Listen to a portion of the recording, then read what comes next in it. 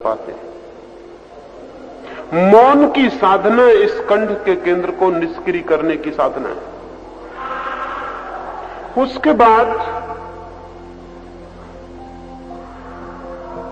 कल जो मैंने ध्यान करने के लिए कहा था, दोनों आंखों के बीच वो छठवां केंद्र है, वो आज्ञा चक्र है। वो बहुत महत्वपूर्ण चक्र है। उस चक्र के द्वारा ही व्यक्ति अपने व्यक्तित्व को रूपांतरित करता है या रूपांतरित कर सकता है। लेकिन हमारे आज्ञा चक्र भी बहुत क्षीण है। हम अपने को कोई आज्ञा ही नहीं दे सकते हैं। अगर एक आदमी रात को तय करता है कि कल सुबह 4 बजे उठूंगा, सुबह 4 बजे पाता है कि वो खुद ही कह रहा है कि आज रहने दें, बहुत सर्दी है, फिर कल देखेंगे। सुबह उठ के पछताता है और कहता है कि मैंने तय किया था कि 4 बजे उठना है, फिर ये क्या हो गया, आज कसम खाता हूं कि आज जरूर उठूंगा, अब भूलूंगा नहीं। 4 बजे फिर रात, और फिर वो अपने को कहता है कि नहीं, आज जाने दो, फिर कल देखेंगे। सुबह फिर पछताता। बात क्या है? एक आदमी एक वचन देता है और पूरा नहीं करता। एक आदमी तय करता है ये करूंगा और नहीं कर पाता है। इस सब के पीछे कारण क्या है? इस सब के पीछे एक ही कारण है, वो जो आज्ञा चक्र है, संकल्प का जो विल का केंद्र है, वो विल का केंद्र हमारा एकदम शिथिल है या ना के बराबर। वो जो मैंने कल कहा कि ध्यान करते वक्त दोनों आंखों के मध्य में ध्यान होना चाहिए, वहां ध्यान होने से आप जो भी करेंगे वो मजबूती से और गहराई से भीतर प्रविष्ट होगा। ध्यान वहां रहेगा तो जितनी तीव्रता से आप जो भी करना चाहते हैं वो कर सकेंगे। यह आपने ख्याल किया होगा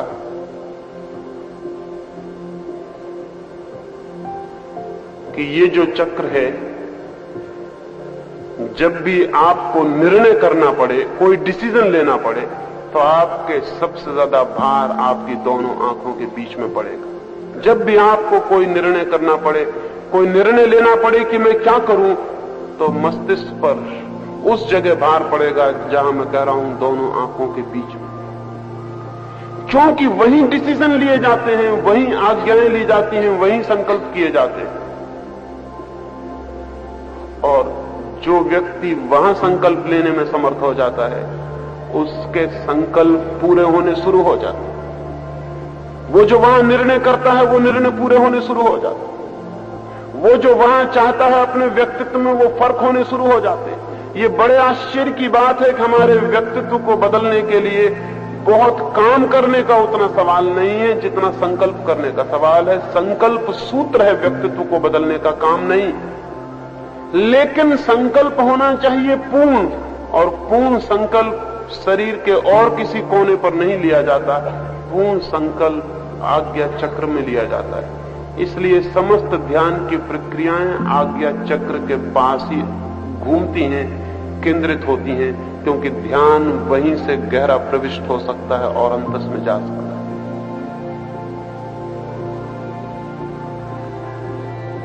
अगर आप अफ्रीका के जंगली आदमियों से पूछें, या ऑस्ट्रेलिया के बुशमैन से पूछें, या अमेज़न के जंगलों में रहने वाले आदिवासी से पूछें, तो आप हैरान हो जाएंगे एक बात जानकर। जब पहली बार इन आदिवासियों को यह खबर लगी कि दुनिया के दूसरे लोग सिर से सोचते हैं, तो बहुत हंसने लगे। उन्होंने कहा, सिर से कोई सोच ही नहीं सकता, हम तो पेट से सोचते हैं। आदिवासी पेट से ही सोचता है। वो जो मैंने नाभि का चक्र कहा, उसी से सोचता है। वो अभी पशुओं से बहुत ज्यादा विकसित हालत में नहीं। हजारों साल तक करोड़ों लोग यही समझते रहे हैं कि सोचने की प्रक्रिया पेट में होती, बैली में होती। सोचने की प्रक्रिया बुद्धि में नहीं होती। और हम में से भी बहुत ही कम लोग सिर से सोचते हैं। जितने भी विश्वास करने वाले लोग हैं, वो पेट से सोचते हैं, वो कभी सिर से नहीं सोचते, क्योंकि विश्वास करने के लिए सोचना ही नहीं पड़ता है। और इसलिए जो आदमी विश्वास ही किए चला जाता है उसके ऊपर के चक्र कभी विकसित नहीं होते, उसके नीचे के चक्र ही रह जाते हैं, वही सक्रिय रह जाते हैं। इसलिए मैं निरंतर विरोध करता हूं कि किसी पे श्रद्धा मत करना, किसी पे विश्वास मत करना, क्योंकि जब तक कोई स्वयं सोचना शुरू ना करे उसके सोचने के अपने चक्र सक्रिय नहीं होंगे, और अपने चक्र सक्रिय न हो तो व्यक्ति करीब करीब हवा में भटकता हुआ एक पत्ते की भांति रह जाता। उसके पास ना अपनी कोई विल है, ना अपना कोई संकल्प है, ना अपनी कोई दृढ़ स्थिति है, उसके पास अपना कुछ भी नहीं है, वो किसी के पीछे चल रहा है। दुनिया के नेता आदमी को जितना नुकसान पहुंचाते हैं उतना और कोई नहीं पहुंचाता, क्योंकि दुनिया के सब नेता ऑर्डर्स देते हैं और आपसे कहते हैं आपको सिर्फ स्वीकार करना है। दुनिया के गुरु आज्ञाएं देते हैं और लोगों से कहते हैं आपको स्वीकार करना है। आपका अपने आज्ञा का चक्र कभी विकसित नहीं हो पाता। दुनिया में जो इतनी मनुष्य जाति दीनहीन दिखाई पड़ती है, इस दीनहीनता में सबसे बड़ा कारण यह है कि हम मनुष्य जाति को आज्ञाएं देते हैं, उसकी अपनी आज्ञा की क्षमता को विकसित नहीं होने देते। छोटे से बच्चे को हम आज्ञाएं देना शुरू करते हैं, ये करो और ये मत करो। हम कभी इसकी फिक्र नहीं करते कि उसकी अपनी चिंतना, अपना डिसीजन, अपना निर्णय विकसित हो सके। उस बच्चे का आज्ञा चक्र कभी भी विकसित नहीं हो पाता, वो अधूरे रह जाता है। और अगर आज्ञा चक्र विकसित न हो तो आदमी का व्यक्तित्व ही विकसित नहीं हो पाता है। बच्चों को हम समझाते हैं ऐसे बनो, लेकिन हम ये भूल ही जाते हैं वे बच्चे वैसे कभी नहीं बनेंगे। वे बन सकते हैं, लेकिन उनके बन सकने के लिए उनके चक्रों पर ध्यान देना पड़ेगा जिनसे व्यक्तित्व निर्मित होता है। जो माँ बाप जानते हैं, जो शिक्षक जानते हैं, वो बच्चे के मस्तिष्क के आज्ञा चक्र पर पूरा श्रम करेंगे। ये शिक्षा बहुत अधूरी और बहुत बेमानी है, क्योंकि इस शिक्षा में मनुष्य के बुनियादी सूत्रों के संबंध में कोई चिंतन नहीं है, कोई विचार नहीं है। अगर हम बच्चों की यूनिवर्सिटी तक आते आते उनके आज्ञा चक्र को, उनके संकल्प को विकसित कर सके, हम सारी दुनिया को बदल देंगे। एक नई दुनिया और एक नया आदमी पैदा हो जाए। एक आदमी जिसमें बल है, एक आदमी जो सोचता है वैसा करता है, वैसा कर सकता है। एक आदमी जिसमें साहस, एक आदमी जिसमें की हिम्मत है, जिसमें करेज, लेकिन वो हम में हो नहीं सकता, क्योंकि जिस चक्र से वो सारी चीजें आती हैं वो चक्र ही हमारा सोया रह जाता। गुरजेफ था यूनान में एक अद्भुत आदमी। कुछ वर्षों पहले उसकी मृत्यु हुई। वो एक छोटा सा प्रयोग अपने साधकों को कराता था। उस प्रयोग का नाम था स्टॉप एक्सरसाइज। एक छोटा सा प्रयोग वो अपने साधकों से कहता था, रुक जाओ। हम यहां बैठे हैं, गुरजेफ अगर अपना प्रयोग कराता तो वो ये कहता था कि जब मैं कहूं स्टॉप, रुक जाओ, तो जो जहां जैसा है वैसा ही रुक जाए। अगर बोलने के लिए मुंह खोला है तो फिर बंद मत करना, मुंह खुला ही रह जाए। अगर चलने के लिए पैर उठाया तो फिर हिलाना मत, पैर वहीं रह जाए, चाहे गिरो चाहे मरो।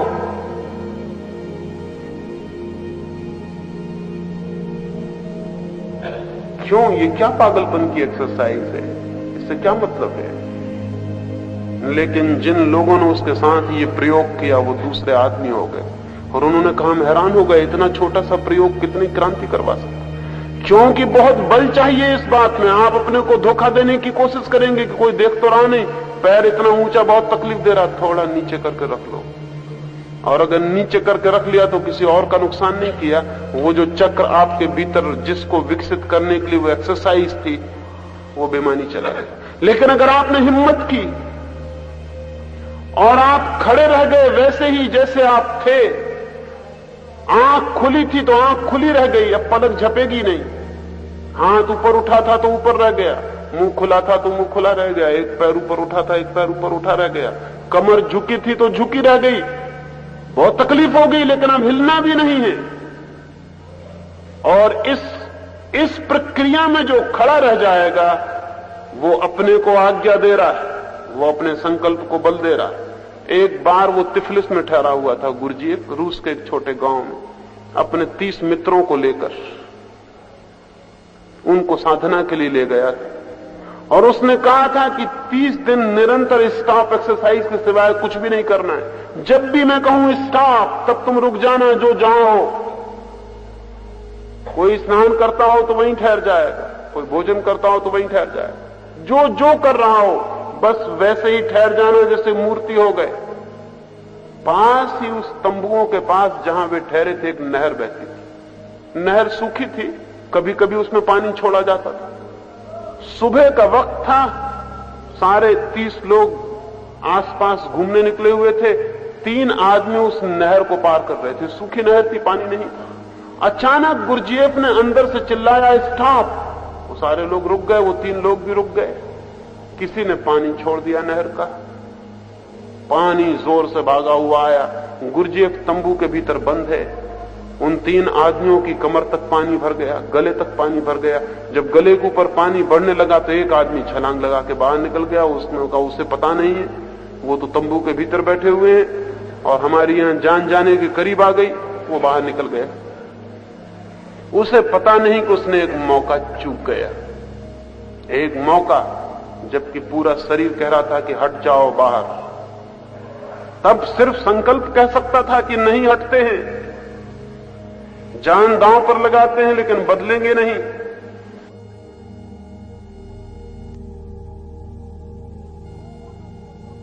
तो वो जो चक्र सोया हुआ है सक्रिय हो जाता है, एक शॉक, एक धक्का, और वो चल पड़ता है। लेकिन वो चूक गया, वो बाहर कूद गया। अक्सर लोग कूद जाएंगे, आप भी होते तो कूद गए होते, उसने कुछ गलती नहीं की थी।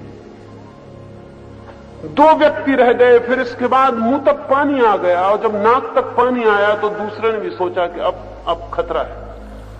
वो भी छलांग लगा के बाहर हो गए। लेकिन तीसरा आदमी खड़ा रहा। खतरा उसको भी दिखाई पड़ा, अंधा नहीं था। जान जाने की नौबत दिखाई पड़ी, मौत सामने आ गई, पानी सिर के ऊपर से निकल गया। लेकिन उसने कहा कि अब जो भी हो जाए, जो तय किया है तो तय किया है। गुरजीएफ भागा पागल की तरफ तंबू के भीतर से। वो नहर तो जान के छुड़वाई गई थी। खूंदा पानी में उस आदमी को बाहर निकाला।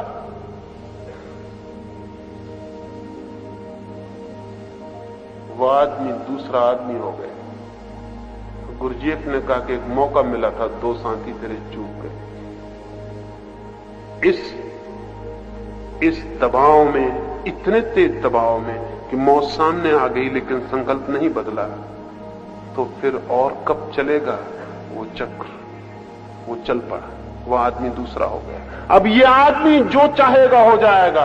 ये अपने विचार को कह दे कि रुक जाओ, तो फिर विचार चल नहीं सकते भीतर। ये आदमी कह दे कि सांस रुक जाओ, तो फिर सांस एक बार आगे नहीं चल सकती। यह आदमी कह दे कि मैं इसी वक्त मरता हूं, तो आप पाएंगे कि वो आदमी मर गया। ये आदमी अब जो चाहेगा अपने लिए हो जाएगा। दक्षिण में एक बहुत बड़े संगीतज्ञ का जन्मदिन मनाया जाता था, कोई 300 वर्ष पहले की बात। बहुत बड़े बड़े मित्र थे उसके, बहुत बड़े बड़े शिष्य थे, बड़े राजा महाराजा थे। उन सब ने मिलकर उसका आयोजन किया था। उसकी 60वीं वर्षगांठ मनाई जाती थी। उसके हजारों शिष्य अपनी अपनी भेंटें लेकर आए थे। एक गरीब फकीर भी उसका शिष्य था, जो सड़कों पर तंबूरा बजा के भीख मांगता था। उसके पास तो कुछ भी नहीं था। आधी रात बीत गई, सारी भेंटें देकर लोग जा चुके, तब वो भिखारी द्वार पर आया और उसने द्वारपालों से कहा, मुझे भीतर जाने दें, अपने गुरु को मैं भी कुछ भेंट देना चाहता हूं। लेकिन उसके हाथ खाली थे, कपड़े फटे थे। उस द्वारपाल ने कहा, तुम्हारे पास कुछ दिखाई नहीं पड़ता। उसने कहा, मैं तो हूं। द्वारपाल ने कहा, कोई पागल है, जाने दो, चले जाओ, ठीक है। वो भीतर गया। सारे लोग विदा होने के करीब हैं। सारा भवन भेंट की चीजों से सजा है, करोड़ों रुपए की भेंट आई है। तब उस भिखारी ने जाके गुरु के चरणों में सिर रखा और उसने कहा कि मैं भी एक भेंट लाया हूं, क्या आप स्वीकार करेंगे? गुरु ने भी देखा, उसके हाथ खाली हैं और कुछ भी नहीं। उसने कहा, लेकिन भेंट कोई दिखाई नहीं पड़ती। उसने कहा, मैं जो हूं। वो हाथ जोड़ के खड़ा हुआ। उसने कहा कि परमात्मा, मेरे पास तो देने को कुछ नहीं, मेरी उम्र मेरे गुरु को मिल जाए। उसने ये कहा और उसकी सांस खत्म हो गई। वो वहीं मरा हुआ गिर पड़ा। ये आदमी में क्या रहा होगा। इसने कहा कि मेरी उम्र। कितनी बार आपने नहीं कहा है लोगों से कि मेरी उम्र आपको मिल जाए, वो नहीं मिलेगी। आप भी जानते हैं, दूसरा भी जानता है। लेकिन आज्ञा चक्र उपलब्ध हो जाए तो कभी भूल के ऐसी बात मत कहना किसी से।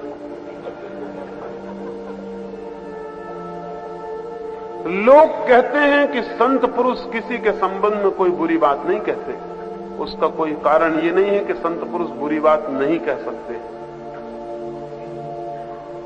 बुरी बात कह सकते हैं, लेकिन कहना खतरनाक साबित हो सकता है। उतने संकल्प से निकली बात सार्थक हो सकती है। उतने संकल्प से दिया गया विचार बहुत सजीव हो जाता है। उसमें एक ऊर्जा और एक शक्ति मिल जाती है। हम कहते हैं लोगों से कि मन शांत नहीं होता, बहुत बैठते हैं, बहुत ये करते हैं, मन तो अशांत रहता है, चंचल रहता है। रहेगा, क्योंकि आपको पता ही नहीं कि इसको कहा जा सकता है रुक जाओ और इसे रुकना पड़े। लेकिन रुक जाओ में कोई बल तो चाहिए। जीसस के बाबत मैंने सुना है, जीसस और उनके दो मित्र एक झील पर एक नाव में सवार, जोर का तूफान आ गया और जीसस सो रहे हैं एक कोने में। उनके मित्रों ने आके हिलाते हैं कि नाव डूबने के करीब है, खतरा है, उठिए, और आप सो रहे हैं। जीसस कहते हैं कि मैं तो अभी थोड़ा सो लूं, रात भर का थका हूं, खतरा है तो तुम जूझो। लेकिन नाव डूबने के करीब होने लगी। अब डूबी। वो मित्र फिर आए, उन्हें बड़ा क्रोध भी आया कि हम मर रहे हैं, डूब रहे हैं और यह आदमी सो रहा है। जाके जीसस को उठाया। जीसस ने कहा जाओ और झील को कह दो कि शांत हो जाओ। उन्होंने कहा पागल हो गए, और झील किसी की मानती। जीसस ने कहा अगर तुम्हारे भीतर की झील तुम्हारी मानती हो तो बाहर की झील भी मान सकती है, लेकिन अपने भीतर की झील पर ही कोई भरोसा नहीं, कोई विश्वास नहीं, तो बाहर की झील से क्या कहेंगे। कहानी बड़ी मधुर है। जीसस झील के पास गए और कहा कि चुप हो जा, शांत हो जा। और कहानी कहती झील शांत हो गई, वो तूफान खो गए। बाहर की झील हुई हो या न हुई हो ये सवाल नहीं है, लेकिन भीतर के झील के बाबत मैं भी आपको यह आश्वासन दिलाता हूं कि अगर एक बार कहने का बल आ जाए और भीतर कोई मुड़ के कह दे कि बस, तो भीतर सन्नाटा छा जाता है जिससे कोई तूफान नहीं, कभी था ही नहीं। लेकिन हम रोते धोते चिल्लाते हैं, बहुत सामायिक करते हैं, प्रार्थना करते हैं, नमोकार पढ़ते हैं, न मालूम क्या क्या करते हैं, कुछ होता नहीं, होगा भी नहीं। क्योंकि हो सकता है एक चक्र के सक्रिय होने से, विल संकल्प के सक्रिय होने से, वो तो नहीं है, वो नहीं है। फिर हम कहते हैं वो सब थोथा पड़ जाता है, वो कहीं जाता ही नहीं। जो भी हम चाहते हैं वो सिवाय इस चक्र के और कहीं से भीतर प्रवेश नहीं कर सकता है। इसलिए ध्यान में उस चक्र पर जोर से नजर रखनी। और ये बड़े रहस्य की बात है कि जितनी गहरी उस पर नजर हो उतनी ही शीघ्रता से वो सक्रिय हो जाता है। चक्रों को सक्रिय करने का उपाय उन पर अटेंशन, उन पर ध्यान देना है। जिस चक्र पर ध्यान जाएगा वही चक्र सक्रिय हो जाएगा। इसका आपको शायद पता भी नहीं होगा कि अगर आप अपनी नाड़ी पर हाथ रख के गिनती करें तो जितनी गिनती निकलेगी, फिर दोबारा नाड़ी पर पूरा ध्यान देके गिनती करें और आप पाएंगे कि नाड़ी की गति बढ़ गई। सिर्फ ध्यान देने से गति बढ़ जाएगी। ध्यान नाड़ी पर दिया और गति बढ़ी। आप श्वास पर बैठ के 5 मिनट ध्यान दें और आप पाएंगे कि श्वास गहरी हो गई। चक्रों के मामले में तो और भी अद्भुत बात है। जिस चक्र पर ध्यान देंगे वही सक्रिय हो जाएगा। ध्यान चक्र का भोजन, फ्यूल। पेट्रोल डाल दिया गाड़ी में और गाड़ी चल पड़ी। अकेले नाम से नहीं चलेगी गाड़ी, हालांकि मैंने ऐसी अफवाह सुनी है। एक बार ऐसा हुआ कि फोर्ड की एक दुकान में एक आदमी कार खरीदने गया। उसने जो गाड़ी पसंद की उसको दिखाने के लिए मैनेजर वो कार निकाल के बाहर गया। 5-7 मील जाके वो गाड़ी एकदम झटका खा के बंद हो गई। उस देखने वाले ग्राहक ने कहा कि बड़ी हैरानी की बात है, नई गाड़ी और एकदम बंद हो गई 7 मील चल के, ये नहीं चलेगा।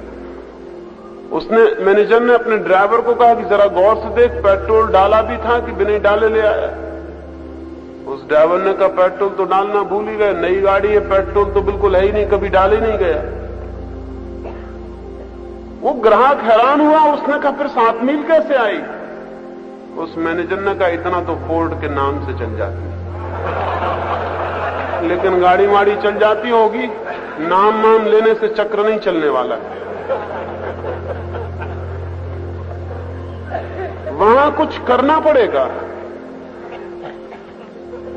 उसको फ्यूल देने की जरूरत है, और फ्यूल एक ही है। चेतना के जगत में, कॉन्शसनेस के जगत में ध्यान एकमात्र भोजन है, एकमात्र शक्ति। इसलिए मैंने कहा कि वो मैं कौन हूं का तीव्र स्मरण करते समय ध्यान होना चाहिए आज्ञा चक्र पर, और आप अनुभव करेंगे। और 15 मिनट आज हम प्रयोग करेंगे, उसके पहले आप अपने सिर पर हाथ रख के थोड़ा देख लेना, और 15 मिनट के बाद हाथ रख के देखना, आप पाएंगे कि उतनी जगह, थोड़ी सी जगह गर्म हो गई है, बाकी हिस्सा गर्म नहीं। वो जब भीतर कुछ चलता है तो बाहर तक गर्मी आ जाती है।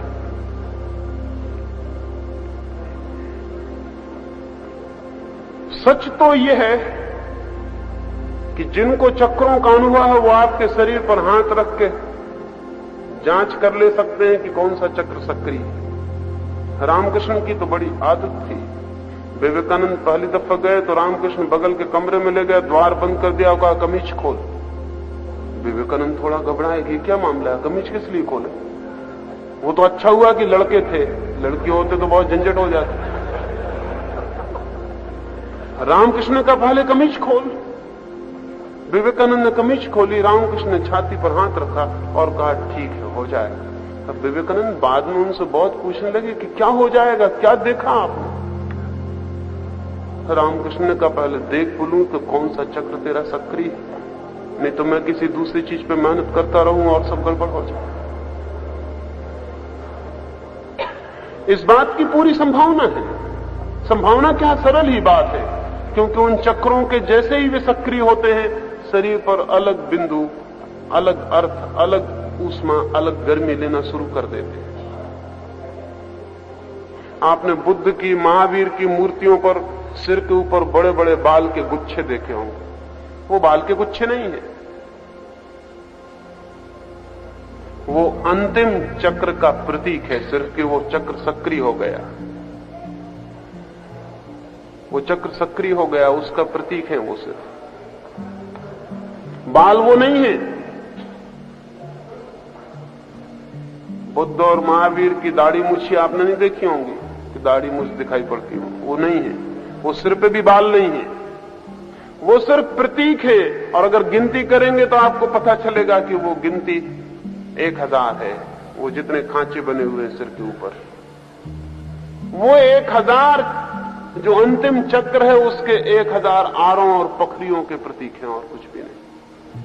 वो अंतिम चक्र है सिर के ऊपर के हिस्से में, और जिस आदमी के सिर पर वो चक्र सक्रिय हो जाए, उसके सिर पर हाथ रख के आप कह सकते हैं वो चक्र सक्रिय हो गया, क्योंकि उतना हिस्सा थोड़ा सा ऊपर उठ जाएगा, सारी खोपड़ी से अलग हो जाएगा, थोड़ा सा हिस्सा ऊपर उठ जाएगा। वो अंतिम चक्र ब्रह्म चक्र है। आज्ञा चक्र के बाद वो है, और आज्ञा चक्र से ही उसमें प्रवेश मिलता है। वो चक्र सक्रिय हो जाए तो व्यक्ति इस शरीर से दूसरे शरीर को बिल्कुल पृथक करने में समर्थ हो जाता है। तब उसे ज्ञात होता है कि मैं ये शरीर नहीं, मैं कुछ और हूं। ये 7 चक्र हैं। इनकी मैंने बात क्यों की? इनकी मैंने इसलिए बात की ताकि आपको ख्याल में आ सके कि आपका केंद्रीय चक्र कौन सा है। एक आपको समझ बूझ पूर्वक ध्यान कर लेना चाहिए, और जो आपका केंद्रीय चक्र हो उससे ऊपर के चक्रों में बढ़ने की कोशिश शुरू करनी चाहिए, और आज्ञा चक्र पर सर्वाधिक जोर देने की जरूरत है, क्योंकि उसके बिना आध्यात्मिक साधना में कोई गति नहीं हो सकती। ये ध्यान रहे कि नाभि के नीचे के चक्र सिर्फ नाभि के नीचे ही नहीं है, नीचे के चक्र भी हैं, नीचे चक्र भी हैं। नाभि के ऊपर के चक्र सिर्फ ऊपर ही नहीं है शरीर में, व्यक्तित्व के ऊपर के विकास के भी चक्र। जो चक्र जितने ऊपर है वो उतने ही ऊपरी विकास का सबूत है। अंतिम चक्र सर्वाधिक विकास का सबूत है। जैसे ही आप इस मैं कौन हूं के ध्यान में तीव्रता लाएंगे और 3 या 4 महीने इस प्रयोग को चलाएंगे, आपको अपने चक्रों का स्पष्ट बोध और दर्शन होना शुरू हो जाएगा। आपको ये दिखाई पड़ना शुरू हो जाएगा कि मेरा कौन सा चक्र बिल्कुल निष्क्रिय पड़ा है, कौन सा सक्रिय। और आपको ये भी दिखाई पड़ना शुरू हो जाएगा कि जो चक्र सक्रिय है उसी तरह के राग, द्वेष, क्रोध, माया, मोह वो सब मुझ में सक्रिय। इसलिए क्रोध को बदलना हो या मोह को बदलना हो तो क्रोध और मोह को कोई नहीं बदल सकता, उसके चक्र को निष्क्रिय करने से बदलाव शुरू हो जाता। प्रेम जगाना हो तो कोई प्रेम नहीं जगा सकता, प्रेम के चक्र को सक्रिय कर देने से प्रेम की धारा शुरू हो जाती। संकल्प पैदा करना हो तो संकल्प कोई पैदा नहीं कर सकता सीधा, चाहे वो कितना ही तय करे कि मैं अंधेरे में नहीं डरूंगा, मैं दुश्मन से नहीं डरूंगा, लेकिन इससे कुछ नहीं होता। वो दुश्मन से डरेगा ही, अंधेरे में डरेगा ही। वो जो ये कह रहा है कि मैं नहीं डरूंगा, ये भी डर का ही सबूत है, डर की ही खबर। कोई बहादुर आदमी कभी नहीं कहता कि मैं नहीं डरता हूं। जो भी आदमी कहे मैं नहीं डरता हूं, समझना कि वो आदमी बहादुर नहीं तो उसे ये ख्याल भी पैदा नहीं होता कि मैं नहीं डरता हूं। अकबर के दरबार में दो राजपूत जवान लड़के एक दिन सुबह सुबह आए। दोनों जुड़वा भाई हैं। आके अकबर के दरबार में खड़े होकर उन्होंने कहा कि हम सेना में भर्ती होने की तलाश में हैं, हम 2 बहादुर जवान हैं, क्या आपको जरूरत है? अकबर ने कहा कि तुम बहादुर जवान अपने को कहते हो, कोई सर्टिफिकेट, कोई प्रमाण पत्र लाए हो? हम कैसे मान लें कि तुम बहादुर हो? वो दोनों हंसने लगे। उसने कहा हमें ऐसी आशा न थी कि आप जैसा आदमी और ये पूछेगा। बहादुरी का कहीं कोई सर्टिफिकेट हुआ है, कोई प्रमाण पत्र हुआ है? और बहादुर आदमी किसके पास जाएगा लिखवाने? अगर कोई आदमी प्रमाण पत्र लिखवा के आया तो सबूत हो गया कि आदमी बहादुर नहीं। बहादुर आदमी किसी से प्रमाण पत्र लिखवाएगा कि लिख दो मेरे लिए कि मैं बहादुर हूं। चरित्रवान आदमी किसी के पास जाएगा कि लिख दो कि मैं चरित्रवान हूं। अगर चरित्र खुद अपना प्रमाण नहीं है तो कौन सा प्रमाण पत्र प्रमाण हो सकता है? उन्होंने कहा हम बहादुर हैं, इतना हम कह सकते हैं, मौका पड़े तो दिखा सकते हैं, लेकिन प्रमाण पत्र नहीं। अकबर ने कहा तो देखें, फिर हम कैसे देखें, कैसे पता चले? तो उन्होंने कहा देखना ही चाहते हैं। अकबर ने कहा देखना चाहते हैं। उन दोनों की तलवारें बाहर निकल गई। अकबर तो एक क्षण घबरा गया कि उनका क्या इरादा है, और वो तलवारें तो जूझ गई एक दूसरे से। जुड़वा भाई थे, दोनों प्यारे जवान थे, अभी फूल खिलना शुरू हुआ। वो एक दूसरे की छाती में घुस गई। वो दोनों जवान एक क्षण बाद जमीन पर पड़े थे, खून के फवारे बह रहे थे। अकबर ने कहा पागलो ये क्या किया? तो उन्होंने कहा कि सिवाय मरने के और बहादुर क्या सबूत दे सकता है? बहादुरी का और क्या सबूत हो सकता है कि हम मर सकते हैं हंसते हुए एक क्षण में, मौत हमें खेल। राजपूत सरदारों को बुलाया अकबर ने और कहा ये क्या गड़बड़ हो गई? तो उन्होंने कहा आप गलत आदमी हो, आपको पता नहीं कि राजपूत से बहादुरी की बात नहीं पूछनी चाहिए। अब कभी भूल के मत पूछना, क्योंकि मतलब ही एक होता है कि मौत को हम खेल समझते हैं। ये जो जवान लड़के हैं, इनके आज्ञा चक्र का आपको कुछ अंदाज हो सकता है कि कैसा रहा होगा। अगर मौत को ये इस तरह खेल सकते हैं तो परमात्मा को भी इसी तरह पा सकते हैं। ध्यान रहे, परमात्मा के रास्ते पर भी छतरी होने की जरूरत पड़ती है। वो रास्ता भी बनिए का रास्ता नहीं, वो नहीं है। वो रास्ता भी एक साहस से भरे हुए संकल्पवान आदमी का रास्ता है। इसलिए दुनिया जितनी कम छतरी होती चली गई है, उतना ही परमात्मा से हमारा संबंध समाप्त होता चला। दुनिया आज वणिक के हाथ में है, वैश्य के हाथ में। आज हम कह सकते हैं कि 20वीं सदी बनिए की सदी है। आज दुनिया में ताकतवर वो है जो चालाक दुकानदार। अगर हम ऐसा इतिहास को उठा के देखें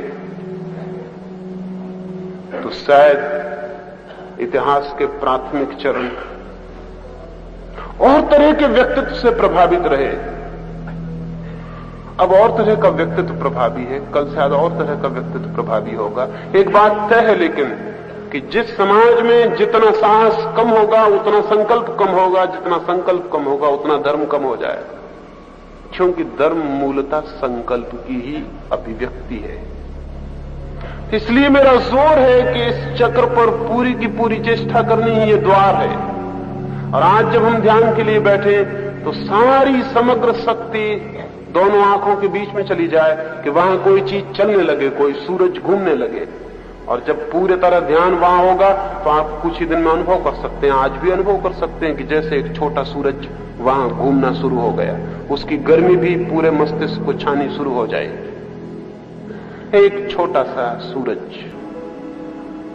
तेजी से घूम रहा है, जैसे कभी हाथ के संद में से सूरज को देखा हो घूमते हुए, वैसा छोटा सूरज वहां घूमता हुआ मालूम पड़ेगा। और जैसी जैसी साधना गहरी होगी वो सूरज बड़ा होता चला जाएगा। जैसे जैसे वो बड़ा होगा वैसे वैसे आपके व्यक्तित्व में दिखाई पड़ने लगेगा कि जो आप कल तक नहीं थे वो होना शुरू हो गए। व्यक्तित्व में एक बल आया, एक रीढ़ पैदा हो गई, पैर मजबूत हो गए, संकल्प बली हो गया। इसी संकल्प के सहारे, इसी संकल्प के द्वार से मनुष्य परमात्मा के मंदिर में प्रविष्ट होता है। उस मंदिर के संबंध में शेष बातें कल हम करेंगे। अब हम ध्यान के लिए बैठेंगे और ध्यान रहे कि सिर्फ बैठ जाना काफी नहीं है, ये भी ध्यान रहे कि धीरे धीरे दोहराना भी पर्याप्त नहीं है। और ये भी ध्यान रहे कि इतने लोग जहां मौजूद हैं, अगर ये सारे लोग साथ मेहनत करते हैं तो आप अकेले मेहनत नहीं कर रहे हैं, इन सारे लोगों की मेहनत का भी आपको फायदा मिलता है। वो मैं कल आपको कहूंगा कि कैसे ये फायदा उपलब्ध हो जाता है। जहां अगर 2000 लोग बैठकर ध्यान कर रहे हो तो 2000 लोगों का विचार का संकल्प एक हवा पैदा करता है, एक साइकिक एटमॉस्फेयर पैदा करता है। एक विचार की तरंगें यहां दौड़नी शुरू हो जाती जो आपके मस्तिष्क को भी छुएंगी और स्पर्श करेंगी। विचार आपके भीतर ही नहीं चलता है, उसकी खबरें, उसकी लहरें आपके चारों तरफ फैलनी शुरू हो जाती। लेकिन हिंदुस्तान में कभी भी सामूहिक प्रार्थना विकसित नहीं हुई और हिंदुस्तान के धर्मों में एक बुनियादी कमियों में से एक कमी कही जा सकती है। हिंदुस्तान के धर्मों ने कोई सामूहिक प्रार्थना विकसित नहीं की। सामूहिक ध्यान का अद्भुत अर्थ है, जो एक व्यक्ति अकेले में नहीं कर पाएगा वो सारे लोगों के साथ आसानी से संभव हो सकता है। इसलिए इस मौके को ऐसे ही मत खो देना कि ठीक है बैठे हैं, अकेले भी आप बैठेंगे अपने घर में, लेकिन ये मौका बहुत अद्भुत है। 2000 लोग भी आपके साथ हैं। आपको पता नहीं कि अगर आप अकेले दौड़ रहे हो तो ये दौड़ना एक बात है, और 2000 लोग साथ दौड़ रहे हो, उनके हाथ आपको छू रहे हो, उनके पैर आपको छू रहे हो, उनकी आवाजें आपको सुनाई पड़ रही हो, तो ये बात दूसरी। मैंने तो यहां तक सुना है कि मिलिट्री के जनरल्स पुल पर से गुजरते वक्त सैनिकों को एक साथ पैर गिराने की मनाही कर देते, क्योंकि अगर पैर एक साथ गिर रहे हो तो पुल के गिर जाने का डर है। रिदम तोड़वा देते हैं कि तोड़ दो रिदम, पैर अलग अलग गिरने चाहिए। अब अगर 1000 आदमी गुजर रहे हो, पैर एक साथ गिर रहे हैं, तो 1000 आदमियों के पैर के गिरने की जो लय पैदा होती, जो ध्वनि पैदा होती, जो तरंगें पैदा होती, वो ब्रिज को तोड़ सकती है। शायद आपको ये पता ना हो, इस बात की संभावना है कि एक तंबूरा रखा हो और अगर 10 तंबूरे वहां बजाए जाएं एक लय में, तो जो तंबूरा नहीं बज रहा है उसके तार हिलने शुरू हो जाते हैं और वही ध्वनि देने लगते हैं जो कि 10 तंबूरे दे रहे हैं। इस बात की संभावना है। अगर यहां 2000 लोग बैठे हैं और एक संकल्प कर रहे हैं और एक ध्यान कर रहे हैं, तो इनके बीच में एक आदमी जो धीरे धीरे कर रहा है, उसकी हृदय की गति भी तीव्र हो जाती है, उसका संकल्प भी बलपूर्वक हो जाता है, उसके चित्त पर भी चोट लगने लगती, चारों तरफ की हवाओं की, चारों तरफ की तरंगों की। उसकी बात मैं कल करूंगा कि वो कैसे संभव हो जाता है। लेकिन अगर बल से हम करें, पूरी शक्ति से हम करें, तो नहीं होने का कोई कारण नहीं है। कल मैंने समझाया था, 2 मिनट आपको समझा दूं, हो सकता है कुछ नए मित्र हों।